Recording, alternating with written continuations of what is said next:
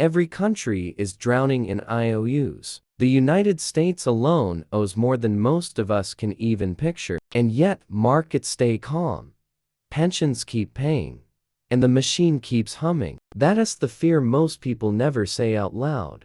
What happens when a system built on debt finally runs out of buyers? But here is the twist that should keep us up at night. We may never reach a clean ending, because the end isn't part of the blueprint. It was never designed to resolve. It was designed to roll. We've seen this architecture before. In 1694, a war-tired England discovered a way to borrow forever. In 1815, a single family turned government IOUs into an international commodity. In 1913, a new American institution guaranteed there would always be a buyer. And by the 1980s, a playbook emerged to keep troubled nations paying interest even when they couldn't pay anything else. Different centuries, different names, the same pattern: borrow without finality, pay without end. You and I live inside this architecture every time we get a paycheck. Taxes go in, interest goes out, and the principal rarely moves. It doesn't feel like a crisis because the math is quiet and the payments are automatic. But when we zoom out,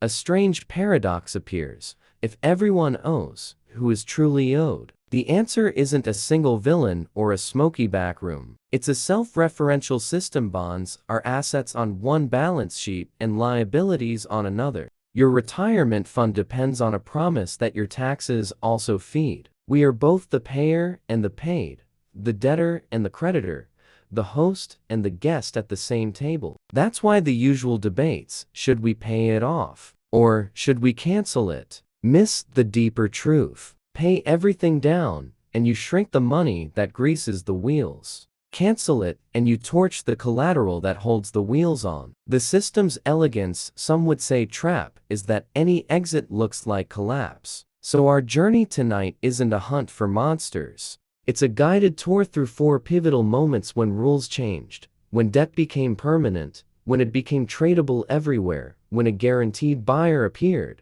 and when non-payment itself was engineered into rolling compliance. We'll see how this blueprint turned obligations into income streams into political leverage, and political leverage into a world where escape isn't the goal, continuation is. We'll keep the tone clear, factual, and cold to the touch. No smoke, no mirrors, just the mechanisms as they were written and used. By the end, we may not fear a crash as much as we fear the maintenance, the quiet tick of interest that never stops. We begin where the blueprint begins: a king at war, an empty treasury, and a merchant with an idea that would outlive them both. Let's step into London, 1694. London, 1694, a city still scarred by plague, fire, and endless wars with France. The smell of gunpowder still clung to the docks, and the hum of the Royal Mint echoed with the sound of coins struck from borrowed silver. England was broke, not metaphorically, literally bankrupt. The king's treasury was empty, tax collection lagged, and creditors had stopped lending. The crown's reputation for default was legendary. No one wanted to finance another war. King William III had inherited a financial disaster. The 9 Years' War against Louis XIV was draining the treasury faster than taxes could refill it. England's annual revenue barely reached £6 million, while war costs soared past 8. Merchants refused to lend. Parliament squabbled. Soldiers went unpaid. For the first time, the very sovereignty of the kingdom hung on whether the king could borrow. Then came William Paterson, a restless Scottish merchant with a reputation for grand but risky ideas. He'd already failed in multiple ventures, including a disastrous attempt to colonize Panama, but he was a visionary of money-out land. He believed finance could conquer where armies failed. Paterson approached the king with the radical proposal. It was a masterstroke of financial engineering. The merchants would deposit their gold into the new bank. The bank would lend that gold to the government. The government, in turn, would pay interest every year, guaranteed by Parliament and funded by taxes. The principal, the original loan, would never be repaid. In effect, The government was renting money for eternity. To most of Parliament, it sounded heretical. Permanent debt? Paying interest forever? But the need for war funds outweighed hesitation. In July 1694, the charter passed. The Bank of England was born. For the first time in recorded history, national debt became a permanent fixture, not a temporary emergency. And with that, a quiet revolution began, one that would reshape how every future government on Earth would fund itself. But Paterson's true genius wasn't the creation of the loan. It was what he did after. The Bank of England received permission to issue banknotes, paper money, backed by the government's IOU. The debt itself became money. That subtle twist changed civilization. Every pound note represented not gold, but a slice of England's obligation, promised to pay interest forever. Money was no longer a thing. It was a claim, a bond in disguise. That innovation spread like wildfire. France copied it, the Dutch refined it, and within a century, even the newly born United States would model its entire system after it. A cycle had begun. Governments would borrow, citizens would pay the interest, and bankers would manage the flow. For England, it solved an immediate crisis. The king got his war funds, the bankers got their annuity, and the taxpayers? They got a bill that would never expire. The system worked so well that it never stopped. 3 centuries later, the United Kingdom still carries the descendants of those original debts. The machine that Paterson built outlived every monarch who signed its checks. But while England's debt became immortal, another man across the channel was preparing to scale this model beyond borders to turn sovereign debt into a global commodity. His name was Nathan Rothschild, and his innovation would make it impossible for any nation to default without shaking the world. And that's where the trap tightens. By the dawn of the 19th century, that had become the bloodstream of European power. Every empire, British, French, Prussian, borrowed to build ships, pay soldiers, and fund their ambitions. But the flow was still messy. Loans were negotiated privately. Rates swung wildly. Defaults were common. There was no central marketplace for sovereign debt, no global plumbing to keep the system running. Then came Nathan Mayer Rothschild. He wasn't the first banker in London, but he was the first to industrialize trust itself. Born in Frankfurt to a Jewish money changer, Rothschild built a network unlike anything the world had seen of 5 brothers in 5 capitals: London, Paris, Vienna, Frankfurt, Naples, connected by couriers faster than any government's messenger system. They weren't just trading coins, they were trading information. And in finance, information is power. Nathan understood that debt was no longer about lending, it was about distribution. When a government borrowed from one lender, risked defaulting on that person. But when it borrowed through a bond market,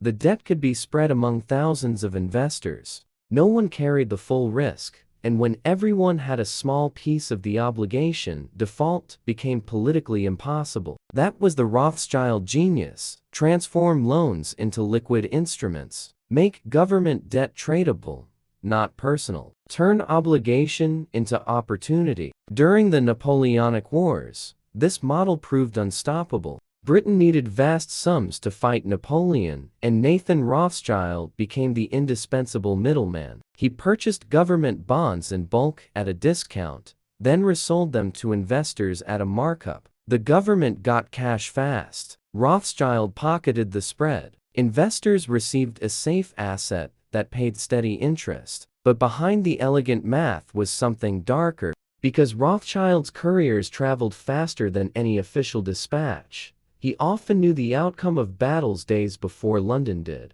At Waterloo in 1815, his agents reached him hours after Napoleon's defeat, a fact that made him one of the few men in the world who knew Britain had just won. Rothschild moved quietly. He sold British bonds in the morning, prompting panic. Other investors assumed Britain had lost and dumped their holdings. Prices collapsed. Then, at the perfect moment, Rothschild reversed course, buying back massive quantities of bonds at pennies on the pound. When victory was announced the next day, prices soared. His fortune multiplied. His legend was born. To this day, some historians debate the details, but the pattern is undeniable. Control the information, control the market. And when you control both, you can dictate the terms of every government's survival. By the 1820s, the Rothschild network had become the central nervous system of European finance.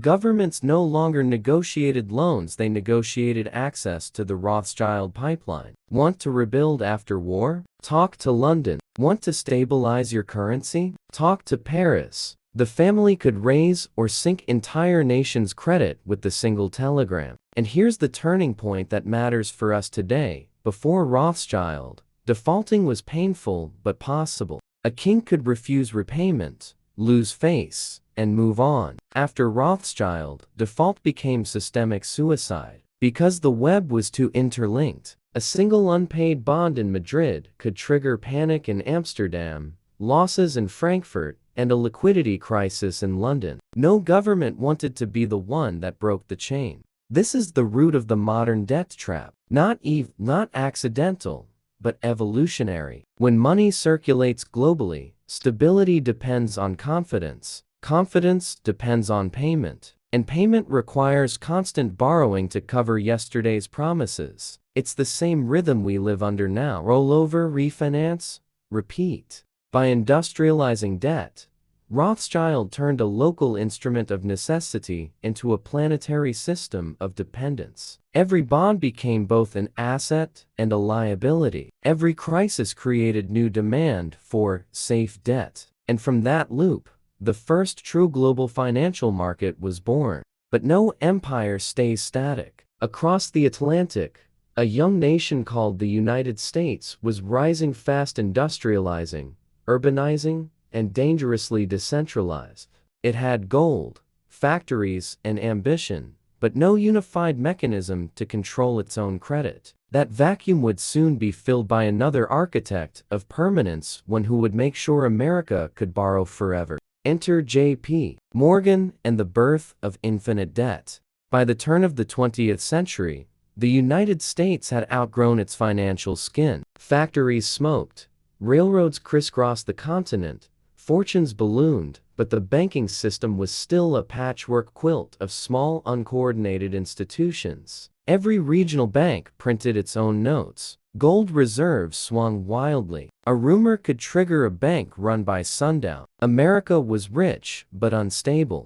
And then, in 1907, the music stopped. The Panic of 1907 began with the failed gamble on copper stocks and spread like wildfire. Depositors lined up at collapsing trust companies. Credit froze. The stock market lost half its value in weeks. The U.S. Treasury had no central bank to act as lender of last resort. The entire economy dangled over the edge of a deflationary abyss. That's when John Pierpont Morgan, already the most powerful financier in America, stepped out of his private library and into history. He was 70, silver-bearded, and feared more than any senator. With Washington paralyzed, Morgan summoned the heads of the nation's biggest banks to his mansion on Madison Avenue and locked the doors. Literally. For 2 days, the titans of Wall Street argued, pleaded, and panicked while Morgan paced the floor beneath his glass-domed ceiling. Finally, he dictated the terms himself. Each bank would pledge its own capital to rescue the failing ones. He divided them into teams, assigned targets, and refused to let anyone leave until the numbers balanced. When dawn came, they had a deal. The panic ended. The press called Morgan a hero, the man who saved America. But Morgan knew the truth. He hadn't solved the problem. He'd simply stood in for a central bank that didn't yet exist. And he was mortal. The next crisis would come, and there would be no single man rich enough to stop it. So, Morgan and his inner circle decided to build something permanent, a machine that could do what he had done, indefinitely. In 1910, under cover of darkness, a senator named Nelson Aldrich, Morgan's political ally, boarded a private train bound for Jekyll Island, Georgia, along with 5 men representing the nation's largest banks, Morgan's own included. The story sounds like fiction, but it isn't. For 9 days, on a secluded island clubhouse owned by millionaires, They drafted a plan that would change world finance forever. The plan's brilliance lay in its camouflage. Americans despised central banks. They saw them as instruments of European aristocracy. So the group didn't call it one. They called it the Federal Reserve System. It would appear public, decentralized, democratic, 12 regional reserve banks, a board of governors, and the word federal stamped on every document. But behind the language was an elegant loop of control. The regional banks would be privately owned by member banks. Those member banks would elect the regional directors, and the regional directors would choose the governors who oversaw them. In short, the fox built the henhouse and handed Congress the blueprints. When the Federal Reserve Act passed in 1913, few legislators grasped its long-term implications. For the first time, the U.S. government could sell its debt to an institution legally authorized to create money to buy it. The limit on borrowing vanished overnight. Here's how the mechanism worked and still works. The Treasury issues a bond, an IOU. The Federal Reserve purchases it, paying with money it creates from nothing more than a ledger entry. The government spends that money into the economy. Taxpayers service the interest, year after year. Money born from debt. Debt serviced by money, a perfect circle. The same pattern Paterson invented in 1694 now scaled to an industrial democracy of millions. Morgan died the same year the Federal Reserve was born. His portrait would later hang in the New York Fed Poetic Cemetery for the man who midwifed the age of infinite credit. Because from 1913 onward, the United States would never again face a true fiscal limit. It could borrow, roll over, and expand its obligations indefinitely, as long as confidence and the Fed's printing press held. The bankers had finally solved the oldest problem in finance. What happens when the lender runs out of money? Their answer was simple: make the lender the one who creates it. But infinite systems have infinite consequences. And half a century later, another architect would step forward to ensure this machine didn't just run forever, it would spread to every corner of the developing world. His name was Paul Volcker, and his solution turned the debt trap global. By the late 1970s, the world's debt machine was running on fumes. The post-war boom had faded, oil shocks had crippled economies, and inflation was spiraling out of control. In America, prices doubled within a decade. The dollar, once as good as gold, had become just paper. Ever since President Nixon closed the gold window in 1971, confidence was eroding fast. Foreign governments were dumping U.S. bonds. The world was losing faith in the system that had promised endless stability. That was when a tall, stoic man named Paul Volcker took the helm of the Federal Reserve. He wasn't a Wall Street showman. He was a mathematician in a rumpled suit, 6'7", with a cigar permanently glued to his hand. And he was about to do something no one else dared: weaponize pain to save the dollar. In 1979, inflation hit 13%. The country was burning. Mortgage rates topped 15%. The purchasing power of the average American worker collapsed. People lined up for gas, wages lagged, and confidence in the dollar, the world's reserve currency, was evaporating. Volcker knew that if he didn't act, the world might abandon the dollar altogether. So he did the unthinkable. He raised interest rates to levels unseen in modern history, from 11% to nearly 20%. Overnight, borrowing costs tripled. Home sales froze. Businesses collapsed. Farmers went bankrupt. Protesters surrounded the Federal Reserve building in Washington, burning effigies of Volcker and chanting, "We can't eat high interest." But Volcker didn't flinch. He believed that crushing inflation was worth any cost, even a recession. Within 2 years, inflation dropped from double digits to below 4%. The dollar's credibility was restored. Wall Street cheered, but somewhere else in the world, a new crisis had begun. Throughout the 1970s, developing countries, especially in Latin America, had borrowed billions in cheap U.S. dollars to fund their growth. Oil exporters had deposited their surging profits in Western banks, which then lent that money to nations like Mexico, Brazil, and Argentina. It was the age of petrodollar recycling, but those loans carried floating interest rates tied to the Fed. When Volcker slammed rates upward, those loans became time bombs. Mexico suddenly owed $80 billion, Brazil, $60 billion, Argentina, $40 billion. Interest payments alone consumed their national incomes. And in August 1982, Mexico's finance minister admitted the truth. They couldn't pay. That single announcement sent shockwaves through the entire global banking system. The largest American banks, Citibank, Chase, Bank of America, had lent more money to Latin America than their total capital reserves. If Mexico defaulted, they would collapse. The world faced another financial contagion, one far bigger than 1907. Volcker's decision could have gone either way. Let the banks fail and reset the system, or save them and make debt eternal. He chose the latter. Through the International Monetary Fund (IMF), a rescue package was arranged. But it wasn't charity, it was a leash. The IMF would lend Mexico and other nations just enough to keep making their interest payments to U.S. banks. In exchange, they had to obey a brutal set of structural adjustment rules. Cut public spending, privatize state assets, open markets to foreign investors, devalue currencies, and surrender much of their economic sovereignty. It worked if your definition of worked means the interest kept flowing. The banks were saved. The debtor nations survived barely. Poverty soared, unemployment exploded, and entire economies were reshaped to serve their creditors. Volcker had proven that even when nations can't pay, they can still be made to pay. Debt could now be restructured, rolled over, and extended forever, a treadmill with no off switch. This was the final lock on the global debt prison, because once the IMF model spread, the pattern repeated everywhere. Greece in 2010, Argentina in 2001, Sri Lanka in 2022. The names changed, but the script stayed the same. Bailout loans, austerity, privatization, and a promise to reform, meaning to keep paying interest indefinitely. And who financed those IMF loans? The same advanced economies whose banks had caused the crisis in the first place. It was the perfect loop. Public debt became private profit.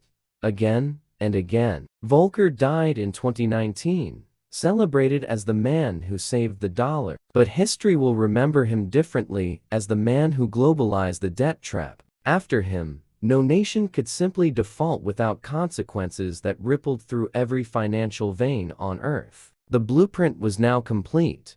Paterson made debt permanent. Rothschild made it global. Morgan made it infinite. Volcker made it inescapable. But what does this first-century blueprint mean for us, the ordinary people whose taxes, mortgages, and pensions feed it? To answer that, we need to look at the present day and how this ancient machine still runs, quietly draining wealth upward with every tick of interest. Let's connect the past to the world we live in now. Fast forward to 2025. The numbers have changed, but the architecture hasn't. The United States owes $38 trillion, the largest pile of debt in human history. Japan owes $9. Europe, $14. The world, over $315 trillion, more than 3 times the value of the entire global economy. Every government, every corporation, every household has joined the same chain, linked by interest, rolled by refinancing,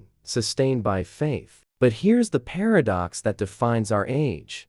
If everyone owes, who's actually owed? Roughly half of U.S. federal debt is held domestically by pension funds, insurance companies, banks, and the Federal Reserve itself. That means your retirement account, your employer's 401k, even your grandma's savings bonds are backed by the same IOUs that your tax dollars service. The government borrows from you, then taxes you to pay you back, minus the interest that flows upward to the institutions that hold the bonds. It's not theft. It's design. A transfer from labor to capital that hides behind paperwork. Every April, when Americans file taxes, roughly 1 in every $8 goes straight to interest payments, not for schools or infrastructure, but to service old debt. It's the invisible rent we pay to occupy the system. And those payments don't vanish. They flow to the same asset managers: BlackRock, Vanguard, State Street, the giants that hold the world's pensions and government bonds. They collect interest from taxpayers, reinvest it into more bonds, and use those bonds as collateral to create even more money through loans and derivatives. Money breeds debt. Debt breeds money. The loop is endless. Now zoom out. Japan's public debt is roughly 250% of its GDP, but most of it is owned by the Bank of Japan, its own central bank. Europe runs the same loop through the European Central Bank. China's state banks hold Beijing's bonds. Everyone owes themselves. The global balance sheet has no outside. It's a hall of mirrors, reflecting credit upon credit. That's why politicians can't pay it off. If they did, the money supply would implode. Because in this system, money is debt. When governments issue bonds, new money enters circulation. When they pay the debt back, money disappears. Repaying everything would erase 2/3 of the world's currency overnight, a financial extinction event. So the only real choice is to keep borrowing, roll it over, inflate it away, pretend it's sustainable. As long as confidence holds, the machine keeps running. And yet, this machine quietly rewrites society itself. It rewards those who own assets and punishes those who rely on wages. Homeowners, investors, and corporations benefit from low rates and rising prices. Workers, renters, and savers see their purchasing power melt. The middle class shrinks, the wealthy consolidate, and debt fills the gap once occupied by hope. Every credit card balance, every student loan, every mortgage payment is a microversion of the national story. Pay interest forever,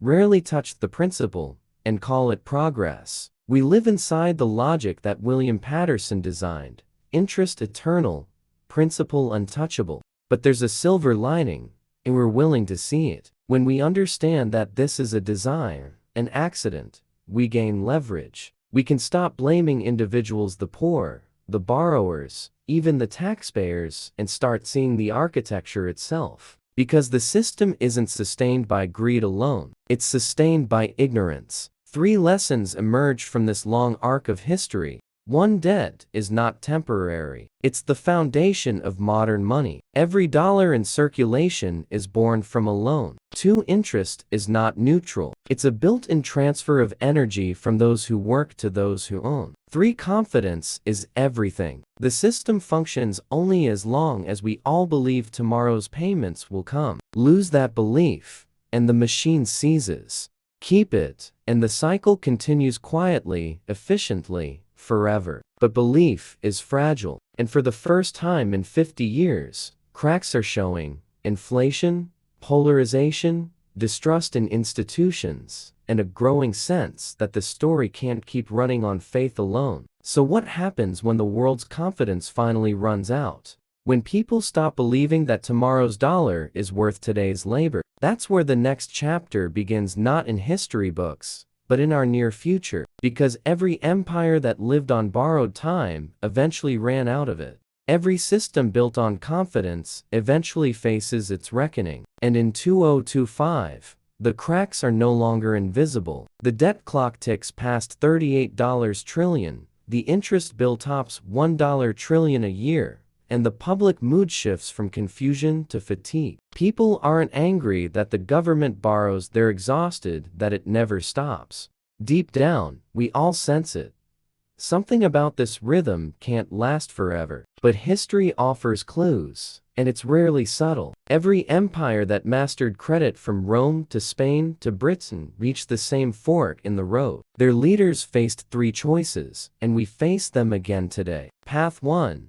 The controlled decline. This is the British path, the slow, managed surrender. After World War II, Britain's empire collapsed, its currency lost reserve status, and its debt-to-GDP ratio exceeded 250%. But rather than implode, it shrank gracefully. The pound was devalued, welfare cushioned the population, and America quietly took over as the new center of finance. Britain traded power for stability. For the United States, this would mean accepting a multipolar world where the dollar shares dominance with other currencies like the euro, the yuan, or a digital BRICS basket. The Fed would continue printing, inflation would slowly erode debt, and living standards would adjust downward, decade by decade. No explosions, just a long exhale. It's the soft landing everyone hopes for. But history warns, slow declines require discipline, and democracies are rarely disciplined for long. Path 2.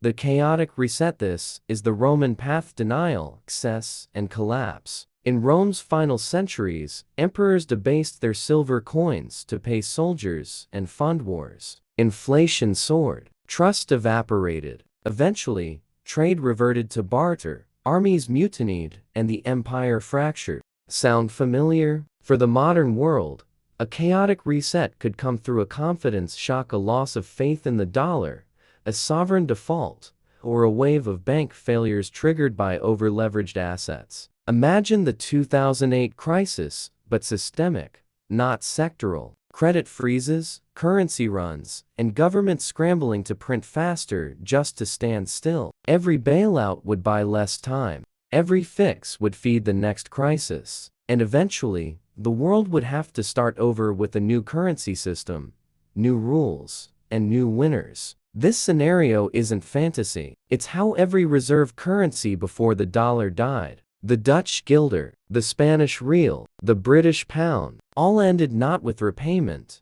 but with replacement. Path 3. The digital redesign. This is the new path, the one no empire before us could attempt. Instead of collapse or surrender, governments could reset the system digitally through central bank digital currencies, CBDCs, programmable money that allows full control over transactions, taxation, and monetary policy. It sounds futuristic, but the infrastructure already exists. China's e-Nai is live. The European Central Bank has announced its digital euro pilot. The Federal Reserve is quietly researching its own version under the FedNo system. The promise? Efficiency, transparency, the end of paper debt.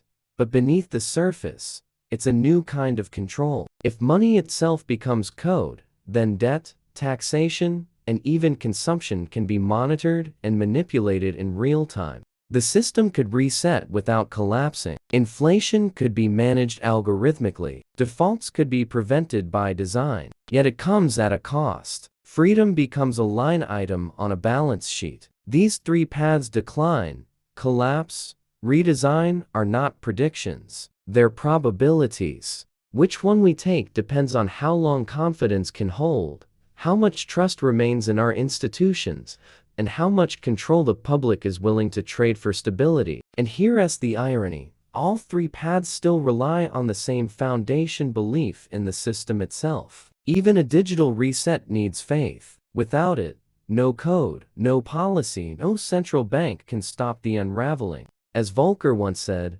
credibility is the central bank's capital. When that capital is spent, no spreadsheet can rebuild it. So where do we fit in this story? We are the generation living between eras, between the old analog money and the new programmable kind, between the age of borrowing and the age of accounting for what was borrowed. We don't get to start the system over, but we do get to understand it. And understanding is the first step toward choice. Because if the past for centuries have taught anything, it's this: power isn't just held by those who print the money. It's held by those who know how the printing works. Next, let's close the loop, not with despair, but with clarity. Because knowing the design is the first defense against being trapped by it. Let's conclude. We began this journey with the simple paradox: if everyone owes, who's owed? And after 4 centuries of history, from Paterson's eternal loan, to Rothschild's global web, to Morgan's infinite machine, to Volcker's globalized trap, the answer is clear: we owe ourselves. But the profits flow upward, and the burden flows down. The architects didn't build this to destroy civilization. They built it to stabilize it, to keep wars funded, markets liquid, and governments functional. In their minds, permanent debt meant permanent order. And for centuries, it worked, until the debt itself became the empire. Today, The $38 trillion we call national debt isn't a crisis. It's the business model. Every treasury bond is someone's asset. Every interest payment is someone's income. The world doesn't want America to pay off its debt, it wants the interest to keep flowing. That's why the machine doesn't break. It compounds. But here's the hidden truth that rarely makes the news. The system isn't fueled by money, it's fueled by belief. Belief that dollars have value. Belief that governments will honor promises. Belief that tomorrow will look enough like today to make waiting worthwhile. Lose that belief, and it all unravels faster than any chart can predict. Keep it, and the cycle endures. Silent, invisible, questioned. We're not powerless in this story. Every paycheck, every vote, every investment we make either strengthens or questions the machine. We can't erase centuries of design overnight, but we can understand it, and that understanding is its own form of freedom. Because when you finally see how money is made, you also see how power is maintained. 4 men, 3 centuries, 1 design, debt that never dies because the system itself lives on it. And maybe that's the final paradox. We fear collapse, yet the system fears repayment. It can survive war, crisis, even inflation, but not redemption. Because redemption ends the rent. If this changed how you see the world, if it made you question why every solution somehow makes the numbers bigger than you ray already ahead of the curve, subscribe to Dollar Age and stay part of the few who don't just follow headlines but understand the hidden architecture behind them. Because they won't teach you this in school. They'll teach you debt is a problem to fix. But now you know the truth. Debt isn't a bug in the system. It is the system, and it's working exactly as designed.